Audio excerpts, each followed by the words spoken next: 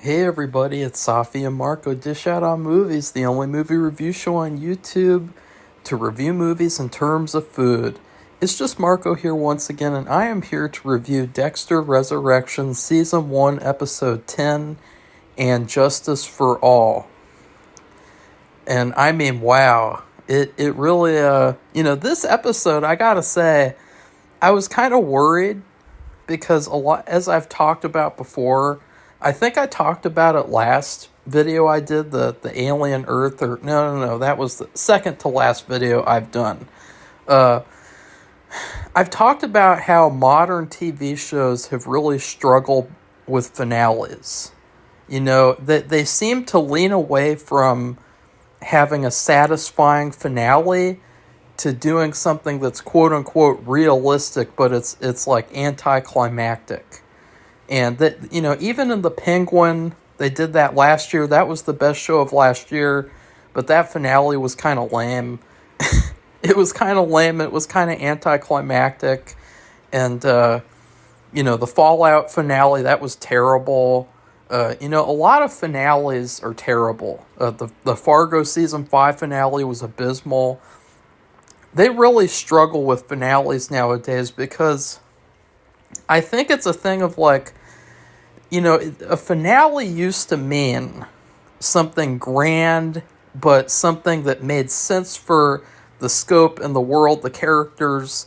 A finale, you think about big, you think about a lot of stuff happening, a lot of characters dying, or their stories ending, or their stories taking a complete new turn. You think about a little teaser for next season. You think about some emotion in there. You think about satisfaction. Satisfaction is the key thing here that a lot of modern TV shows are missing. Because a lot of modern TV show creators, they think that they don't have to purposefully try to satisfy the audience. They just think that the audience will be satisfied because it's a smart story and it's a quote unquote smart realistic finale. But the truth is that when you have a TV show, the finale is the most important part, or the second most important part, because it's the same thing with movies. Like, if a movie doesn't stick the landing, then that's what you come away with. And that's what you think about. You don't think about how, oh, that movie was really good, but then it got to the ending. No, you think about the ending. Oh, that movie had a terrible ending. Or even a show, even just a TV show in general. Hell on Wheels. Ugh, that show had a terrible ending. I don't even, when I think about Hell on Wheels, I don't even think about all the great episodes, the great seasons. I think about the bad ending and the bad last season. So I was really worried about Dexter Resurrection because, I really loved this season, the show. I felt like it was a surprise because the trailer, it looked kind of goofy. And I didn't really know what to expect because I'd never seen a Dexter episode before. And it did take a couple episodes for me to get settled into the show. But I was still really, really worried, even though I ended up loving the show and the season. I was really worried we're going to get a modern finale. A modern, realistic finale.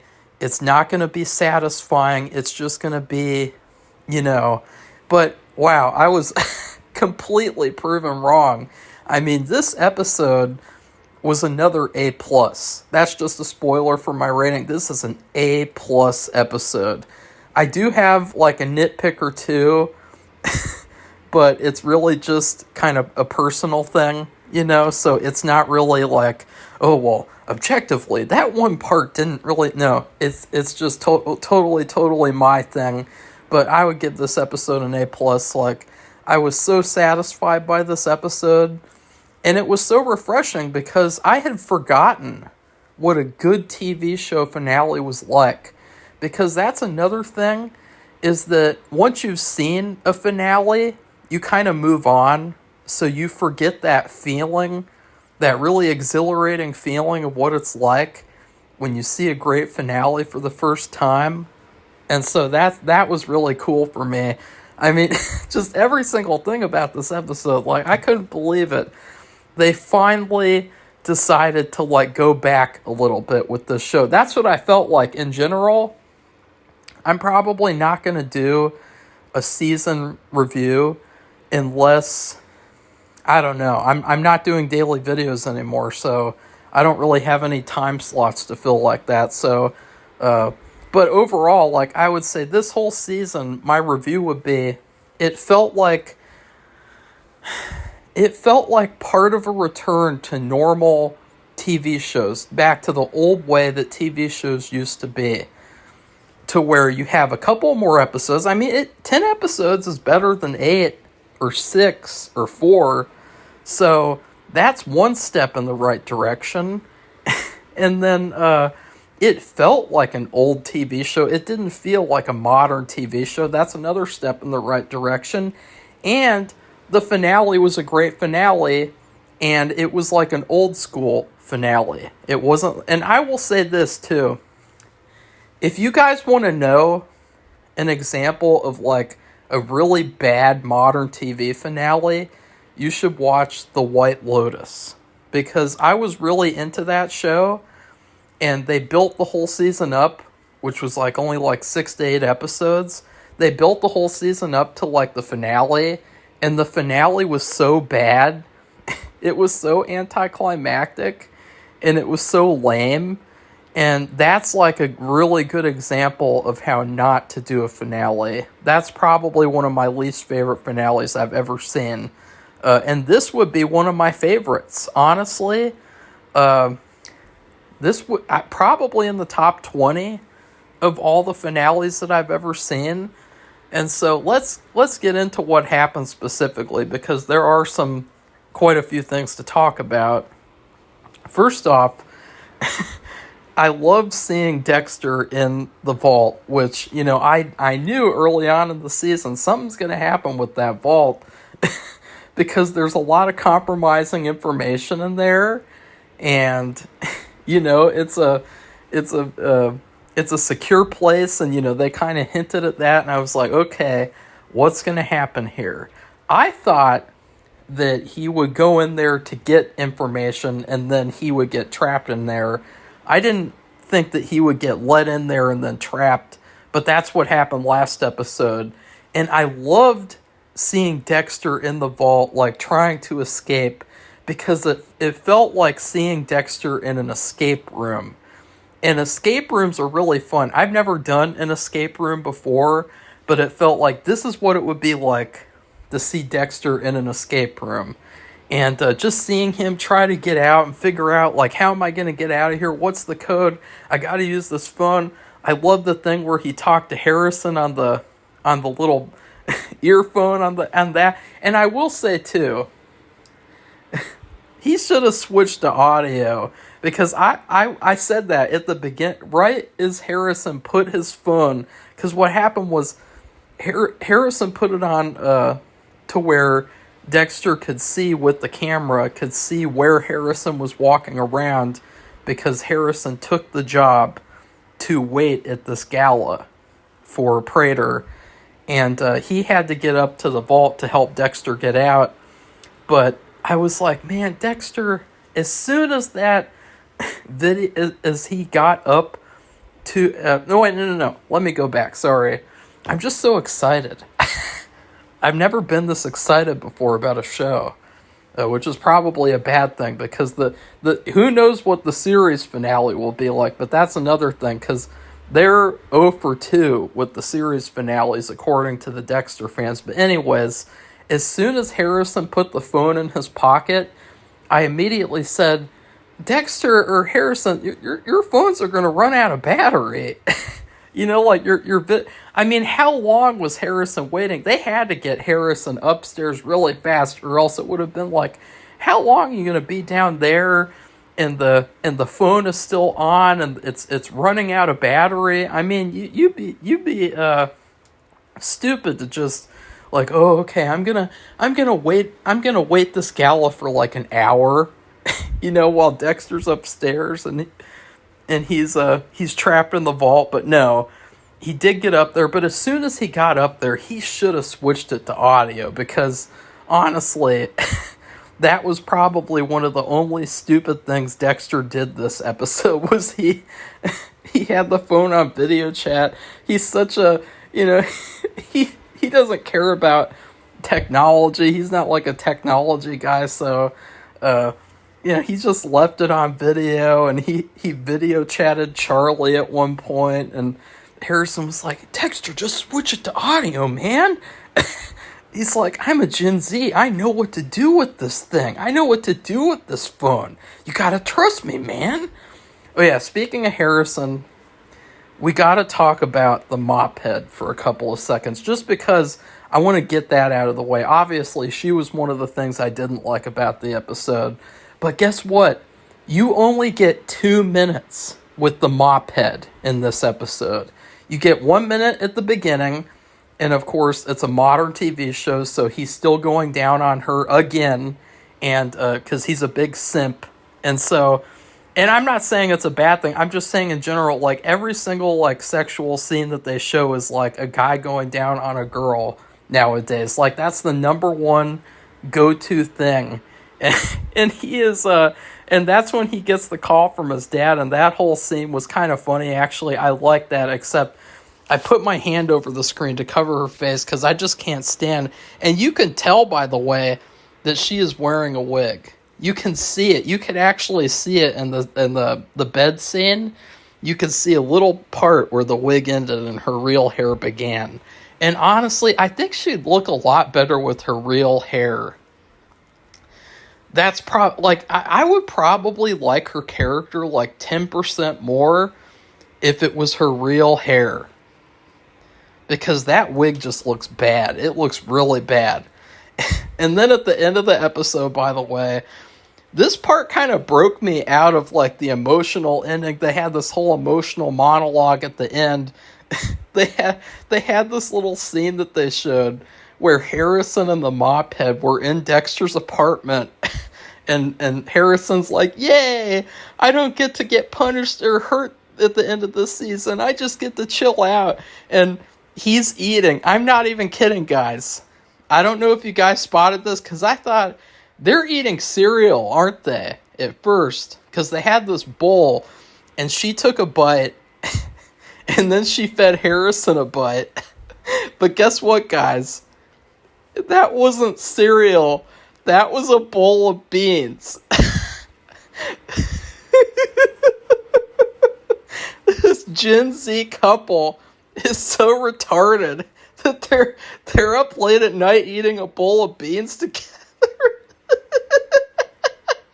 They're just sharing a bowl of beans.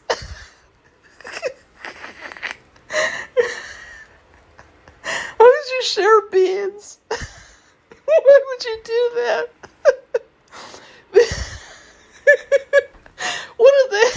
What are they having, Beanie Weenie? Is Harrison and the mop head having Beanie Weenie?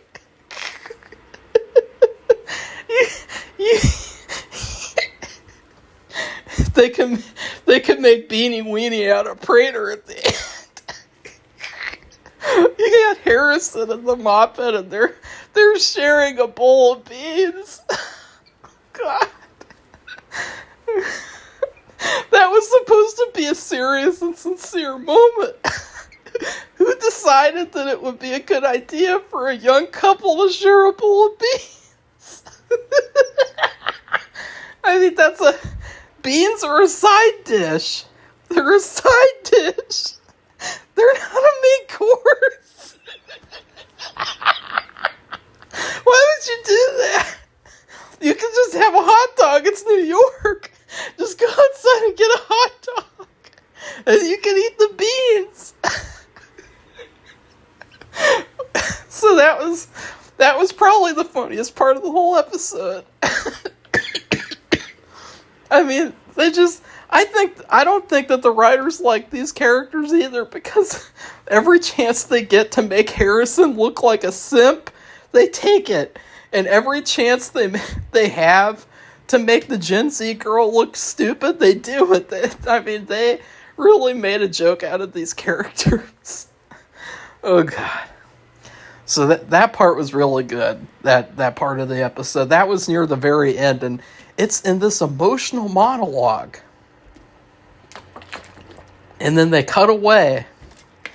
And it's like, oh, aren't you happy that Harrison and the mophead girl are happy together and they're eating a bowl of beans? I mean, they didn't even look like good beans either. They looked like Campbell's. You know, like, I like to get Bush's beans. But I like to get regular, original. But I also like to get the grillin'. Bush's grillin' beans. And they got a bourbon flavor. It's bourbon beans. Sugary, bourbon, southern or something. They have another one where it's got like peppers in it and shit. That's really good. It's like steakhouse beans. But those didn't even look like good beans. They look pretty bad. They look pretty bad and cheap. That bowl of beans is like a representation of Harrison's relationship this season. It's like, wow, we could have had this really layered and deep and complex relationship with the 10 out of 10 hotel worker and her asthmatic son, and they didn't even they didn't even get any screen time this episode.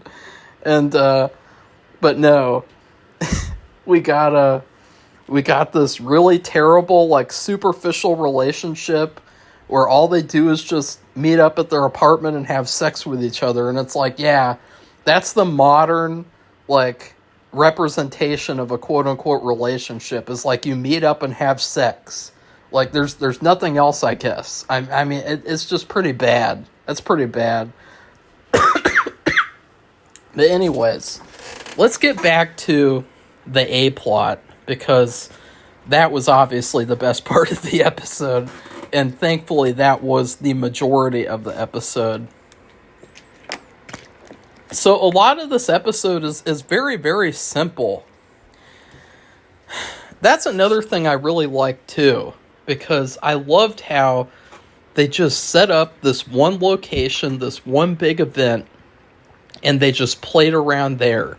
They didn't make it overly complicated.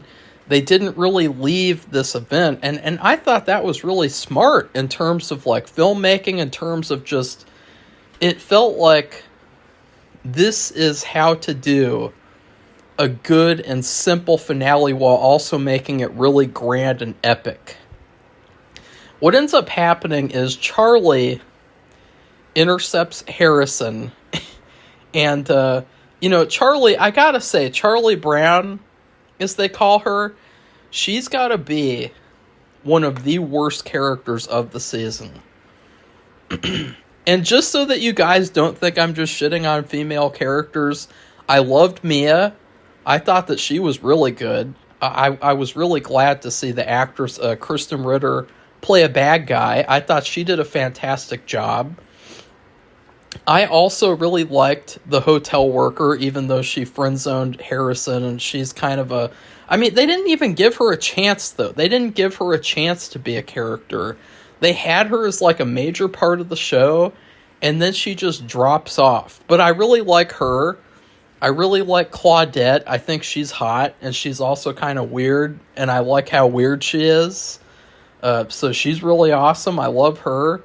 But the characters I don't like would be the mophead and Charlie. And Charlie, God, her character... last episode, they gave her all this development, and you kind of learn more about her character, and it's like, oh, finally. Because the whole season, it just kind of seemed like they relied on her being Uma Thurman and being like, oh, look, it's Uma Thurman. Look at her hair, and she's got presence, and she's got charisma. But they never really gave her, like, character. They never really gave her much to say or do, except for Prater telling her, do your job, do your job, do your job, over and over and over again. But in this episode, she intercepts Harrison, and it's really bizarre. This is the one thing that felt like, okay, they're just not doing this so that they can extend the episode. Because Dexter gets on the phone with her and he says, look at all these pictures that Prater took of you. You think that he spied on everyone and he wasn't going to spy on you? I mean, that's kind of idiotic and kind of naive. Like, just because you're his right hand, you think that he's not going to, find out stuff about you and have all this compromising information? I mean, that's the art of the game. And she gets really upset at that, and he says, look, this is what I'll do. I will destroy all that information, and I will not kill your mother, and, I'll do good things for you, but you have to let my son go, and you have to let me out of the vault. And she refuses to do both. She says, okay, you don't kill my mom, and I'll let Harrison go. And it's like, well, how is Dexter going to kill her mom from inside the vault? And it just, that didn't, I didn't like Charlie in this episode. And then she says, and if you don't do what I want you to do, then I'm going to torture and kill Harrison.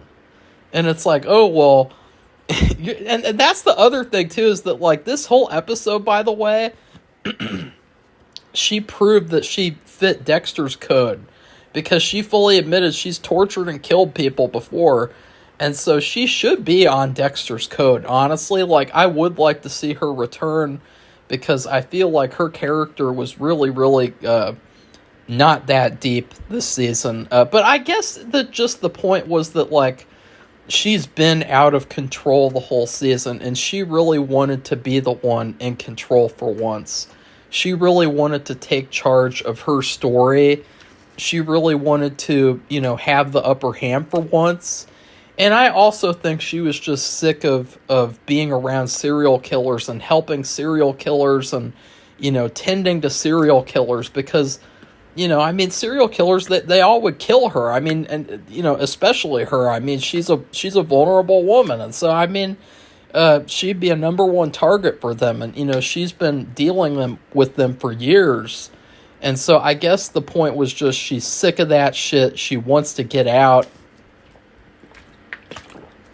And then she goes downstairs and she leaves Harrison alone.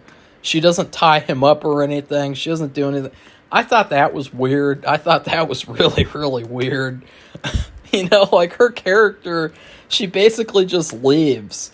She goes downstairs and threatens Prater. And I like that moment, honestly, because I like seeing her finally stand up to Prater. And I thought that was cool. But she just leaves. And it's like, what about Harrison and Dexter upstairs? Like, what are you doing? Why would you leave Harrison alone? And then she just leaves. And she takes her mom out and they leave the city or something. And it's like, this is something that happens in a lot of modern TV shows. You'll have a female character, and she's a major character, and she's done questionable things the whole season, and then at the very end, she just gets to leave. She just leaves. Like, that's her arc, is that she just leaves. Sophia tried to do that in The Penguin, and then Oswald picked her up, and he's like, oh, you thought you were going to leave? You thought you were going to leave Gotham? And, he put her in hell. He put her back in a fucking asylum. I mean, that was fucking badass. That was probably one of the only things I liked about the Penguin finale. But her character just gets to leave. She just gets to leave. Like, what the hell? Like, that was such a weak character arc for such a weak character. She hardly had any substance the whole season, and then at the end, she just leaves. And it's framed as like, a lot of people were saying like, oh, she's going to have to make a tough decision. She's going to have to either do what's right, or she's going to have to stand up to Prater. But she doesn't even have to do that. All she has to do is just threaten him. And I guess Prater is going to let her go, and he's going to pay off her mom's healthcare shit. So I didn't like that. That was the only other thing I didn't like. I felt like it was weak. I felt like it was kind of like more of what I would have expected from a modern TV show finale. And I say that because, you guys should check out the show Dark Winds. Because in seasons 2 and 3, literally both season finales are all about how all the female characters on the show leave town. I'm not kidding. In season 2, all the main female characters except for one leave town. And then in season 3, the remaining ones that are left leave town too, and only one comes back. And so it's like I don't know why they do that for every TV show finale. Like the female characters got to leave town. They've got to go like escape responsibility. They even did that in Hannibal. Well, kinda. No, that was kind of different, actually. Well, no, was it? No, I don't know. I can't remember Hannibal. Hannibal fell off. So let's get back to the good stuff. Now, we also got to see, by the way, Dexter have a little interaction with his ghost brother, which I don't know anything about that guy because I haven't seen the old show. But I thought that he seemed pretty interesting. So I can't wait to see his story in the old show. I can't imagine what it'll be. I bet a Dexter fan will probably spoil it for me, because that's the thing about Dexter is that I've never had this issue with a show before where it's so easy to get spoiled on a show. In fact, apparently this whole finale leaked online in Russian before, like right after episode 9 aired. So that was, and so some of the Dexter fans were actually going into comments and spoiling like how the finale played out because they watched the Russian one. Like, I don't know why you would do that. It's such a stupid thing to do. But anyways, someone else actually brought up the possibility, and I actually thought this sounded really cool. What if, instead of, because we got a lot of Dexter's dad again this episode, which I actually liked. I thought, the only thing I don't like about Dexter's dad is that every time he shows up, he always looks the same. He always just has this, like, concerned facial expression, like he's just like, oh no, Dexter, what are you gonna do? That's my impression of his dad, like, oh no, Dexter, how are you gonna get out of this, son? Oh no, what are you gonna do now? Oh, at least you have Harrison. There's only one part in the episode where he actually shows some, like, evokes some emotion. There's a part where he says, go get that fucker. AKA Prater. He's saying, go get Prater. And that was the only time the whole episode where he finally showed some emotion. But the rest of it, he was like, okay, Dexter, how are you going to get out of here? But someone else brought up the possibility, what if next season Dexter starts seeing Batista's ghost? I think, honestly, I don't know about the actors. I don't know, like, how expensive it would be to get Batista as, like, the main ghost. But honestly, that would be really, really cool. Because I really like Batista's character. I like the actor a lot. Even though I made fun of him, I really liked him. I thought he was really, really charismatic. He was really fun and interesting. And it would be kind of interesting to see, like, Batista haunting Dexter and to see, like, their dynamic of what it would be like now. They probably will do it, like, briefly. They'll bring him back and he'll be like, hey, Dexter. Hey, Dexter.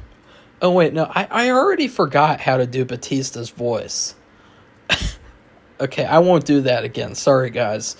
But anyways, so they had that. They had the brother as a ghost. But anyways, what ends up happening is that Prater, he gets really sloppy and he gets really pissed off and he totally loses control. He loses composure. And I think that was like the main theme of this episode was like Dexter and Charlie both are able to maintain this level of composure, and they're able to kind of think things out and kind of manipulate situations to their benefit. And Dexter, he did not want to be out of control. He was so mad. He's like, I am going to get out of this. He kept on going back into the vault even after he was let out. He kept on going back in there because he had to get things, and he was really, really on his A game this episode. Like, nothing went wrong for him, basically. He got everything he wanted. He really took control, but Prater, he just lost it. He lost it, and that was his downfall, was he didn't play things smartly.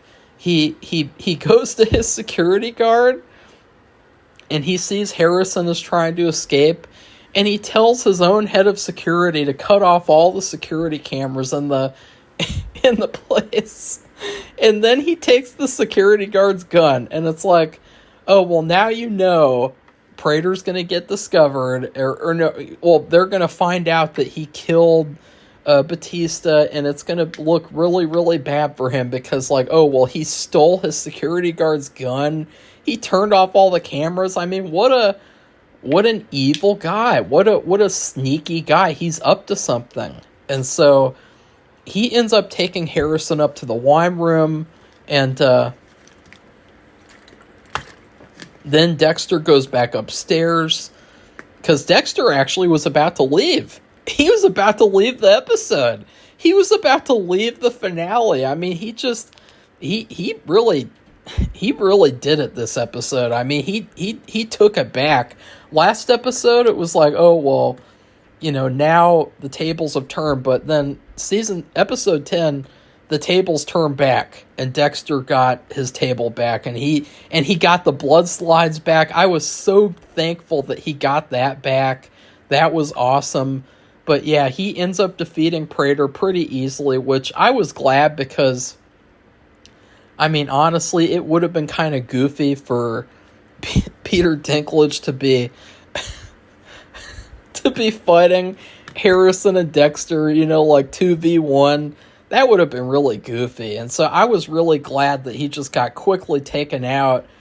And then Harrison leaves, and I loved the scene where it was Dexter and Prater with Prater on the table, and the part where he doesn't take a blood sample from Prater because he doesn't want to remember Prater. I mean, that was such a cold thing to do. And it really killed Dexter because, like, he takes a blood sample from everyone. I don't know. And this would be a good question to ask. Has he ever not taken one before? I mean, I've heard that he killed his sister. I would bet that he probably didn't take one from her. But has he ever not taken a blood sample on purpose because he just despised someone so much? But I love the honest conversation, and I felt like it was so refreshing to see because the whole season, Prater had this fixation, this obsession, and this fantasy of Dexter and how he was talking about the urge, and he's romanticizing being a serial killer. But in this scene, it was finally like an honest, like, fuck you, like, this is what I really think. And it was so refreshing. And it was so satisfying to see Prater get killed and it was really fitting too, because, he has a serial killer fetish. So, I mean, it really is what he would have wanted. To be honest, like, if he wasn't scared of getting killed and he didn't want to get hurt, he would be all into it. He probably loved it in the afterlife. And who knows, he could probably come back as a ghost too. I'd love to see that too. I'd love to see all the characters from this season come back as a ghost. To be honest, it's kind of a fun thing that you can do without having to bring the characters back fully. You can just have them show up for like 5 minutes, and they get to have like a meaningful little moment. And I mean, I think it's really cool. But he kills him, and he takes him away. He throws all of his body parts off of a boat, off of Prater's boat, which was awesome. But the whole time, honestly, all the stuff that he was doing, I was thinking, this is going to be dissected next season. That's my prediction, because Claudette, she's going to investigate this whole thing. And we're going to see some, attempt to try to figure out what happened here, what really happened, where did Prater go. They're probably going to be able to see that the boat was taken out, right? So I think that that's going to be dealt with next season early on. And then what ends up happening is Dexter triggers the alarm, and he leaves there, and he cuts off Prater's thumb and uses that to escape. And I loved all that stuff. I loved this whole episode. It was so great. It was so satisfying. Last episode, I still prefer episode 9 because I liked how dark it was. I liked how emotional it was. But episode 10 was so satisfying. It's hard to not put episode 10 above episode 9. But I just really liked how dark episode 9 was. But Dexter leaves, and then Claudette and all the others, they go upstairs. Which, by the way, I loved the part where Claudette was going to leave, and then her favorite song, Staying Alive, came on, and she was dancing. And honestly, Claudette had a really, really cool wardrobe. She had a really, really stylish wardrobe. Honestly, you see, the Oscars, you see, the celebrities, and, oh, look at those cool outfits. I never really see anything that impressive, but that dress that Claudette had, it was so colorful. It was so pretty. It was such a nice dress. And I love the part where she's dancing with her partner. Not her, her boyfriend, but, her police partner. And they could get into a relationship, honestly. And then she goes upstairs with all the other police, and she discovers Batista. And another thing that I loved about this episode, and this is why ultimately this episode is an A+ and not just an A, is because they really treat death with weight. That's something that a lot of modern TV shows and movies don't do. They have a character get killed or die, and there's no weight to their death. There's no weight to them being killed off, to them being gone. And you really feel the weight of Batista's death in this episode. And there's such a nice... There are a lot of nice little moments where Dexter pays tribute to Batista. And you can really tell that Dexter was genuinely hurt. And by the way, they had... Remember that moment earlier on this season, which was like a filler moment where Dexter was giving this fake tribute to Blessing's mom. They brought it all back. They brought it full circle because in this episode, he did a little, I would describe it as and what did they call that? It starts with an E. Damn it. What's that?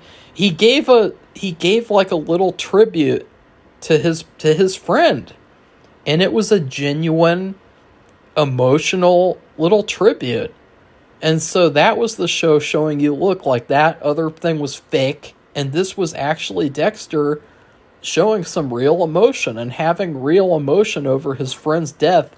And then at the end, Claudette, she takes she takes Batista's fedora and she puts it on his body. And it seems like she has respect for him now, and she really, she's going to start questioning things, and I definitely think, well, actually, no, because Dexter has Batista's phone, so that's fucked. See, I thought earlier that, maybe she would have his voice recordings talking about Dexter, and I thought maybe she would listen to those and, kind of get on the track of Dexter, which, by the way, there's a moment in the episode where Quinn calls Batista, and I was like, uh-oh. because a lot of people have said, well, maybe his character will come back now and he'll be like the main character of the season next season instead of Batista. And so that was a little thing that happened too. But anyways, Claudette finds the murder weapon of the New York Ripper and also a file where we see the New York Ripper's name. And it is not the partner. A lot of people thought that the New York Ripper was her partner. A lot of people thought it was Blessing, but I don't know who it is. I can't. They flashed the name so quickly, but we got a little hint at that. So that's going to be next season. We also got a little hint of the killers that Dexter's going to go after next season. He had one of them was like the Yonkers slasher, and then of course the ponytail killer. He's going to go after him. So I love that. That was awesome. And just the whole last like little monologue with Dexter, it was so refreshing because it was like, look, like, instead of tearing down our main character, instead of making him this horrible guy, because another thing too, they really paralleled the New Blood, which I heard what happened there in the finale. They really paralleled that well with what happened here, because and keep in mind, I don't know yet, but in New Blood, wasn't he trying to make his son like a killer and like have him be his apprentice? Well, the funny thing is, in this episode, he actually, like, inadvertently, like, is, training his son and, like, having him use the abilities that he taught him last season. And so, without even trying to. And then what ends up happening is Harrison saves Dexter's life after Dexter basically sacrificed himself. And it's such a good parallel with apparently last season, where he wanted his son to kill him or something, some stupid shit. That sounds fucking stupid. But like, that was such a good parallel. That was such a good little parallel. They're really good at this stuff. They're really good. They know what they're doing. Like, these writers are up to par. They know what to do. They're really good at their jobs. They deserve a raise. So yeah, I love the final monologue. I love seeing Dexter and the Statue of Liberty. And Dexter's like, this is who you want me to be. And that was like a meta moment to the audience. And I thought that was nice. And, honestly, this is who we want you to be, Michael C. Hall. Like, I mean, you are Dexter. I mean, Hollywood won't even give Michael C. Hall a chance. Like, honestly, I would cast Michael C. Hall in a movie any day of the week if I had the money. If I had the money, that is. That's the key word here, is money. I would definitely cast Michael C. Hall, but I never see, like, I never heard of, like, Hollywood giving him a chance to be in any movies. Like, you'd think that after Dexter, he would be, like, a star, and he would be, like, a major Hollywood hitter, and he'd win an Oscar, but for some reason, he's not. And so, honestly, like, you might as well do what you're meant to do and be Dexter. Because how could you complain? You get a show, you get multiple episodes, you get tons of footage that you can show off and say, look how great of an actor I am. You get all the money for each episode of a show. You're the main character of the show. Everyone loves you. You get the royalties. I mean, how could you go wrong with being Dexter? And that's the big thing nowadays, this whole stupid shit about, like, overstaying welcome, and, you have to know when to leave the party, which was the bullshit saying that they said when they shit on Better Call Saul. They ruined that show, which, by the way, I'm listening to all the commentaries for every Better Call Saul episode, and I will be doing, like, a video talking about the cringe that I've heard on these commentaries. They have, like, a fetish for Kim. The amount of praise that they give her, even in season 2, it is very clear that, like, they're, like, a couple of, like, I mean, they're just obsessed with her. They're so obsessed with her. Every time she comes on screen, they're like, look at that little cute smile she has. How could you not root for Kim? Even in season two, they were licking Kim. They were overly praising Kim. They were glazing her. That's what they call it, glazing her, not licking her. They were glazing her. But yeah, like that's the thing though, is that like after you're off of like a major TV show, a lot of these actors, they go nowhere. And that's the thing, is that like some actors are just TV actors. That's what they're meant to do. And so you might as well ride that wave as much as possible instead of trying to find excuses to end and trying to find excuses to stop.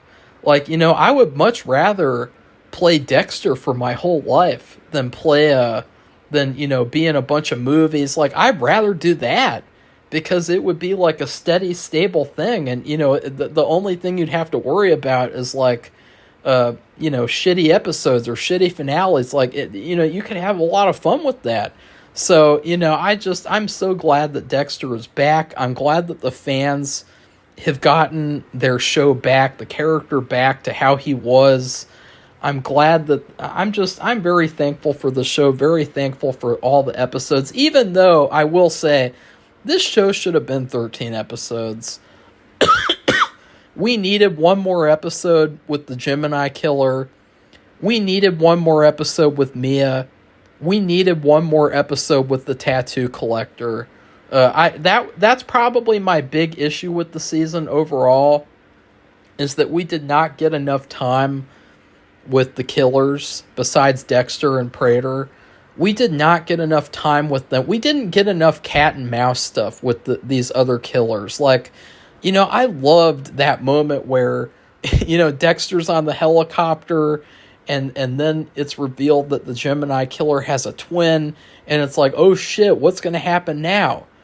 Oh, well, guess what? He's killed the next episode. Like, I wish that we could have gotten more of him. And, the tattoo collector, he just gets taken out after like 1 minute of being on the show. And Mia, I just love the actress. So that's just a personal thing, So because I thought she's really good as a villain, as I said before, and I love seeing her.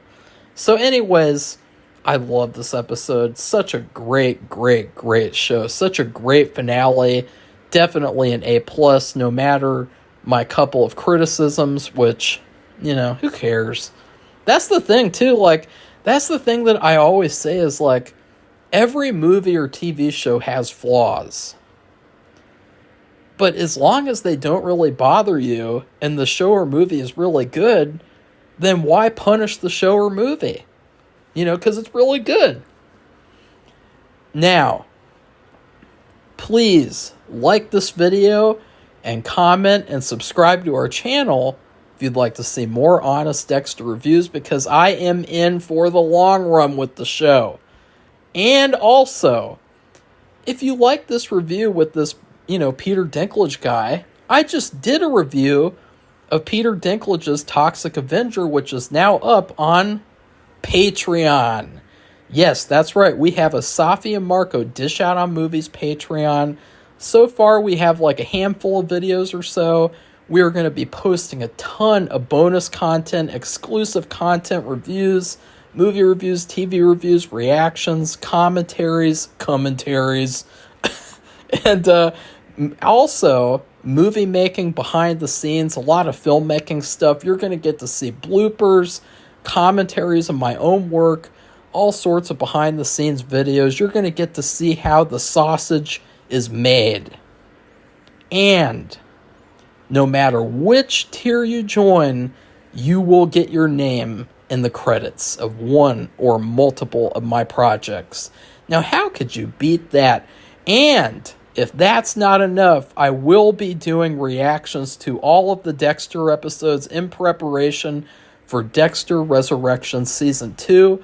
I will be fully versed with the show so that I'm not saying, oh yeah, Dexter has a brother. I don't know about that character.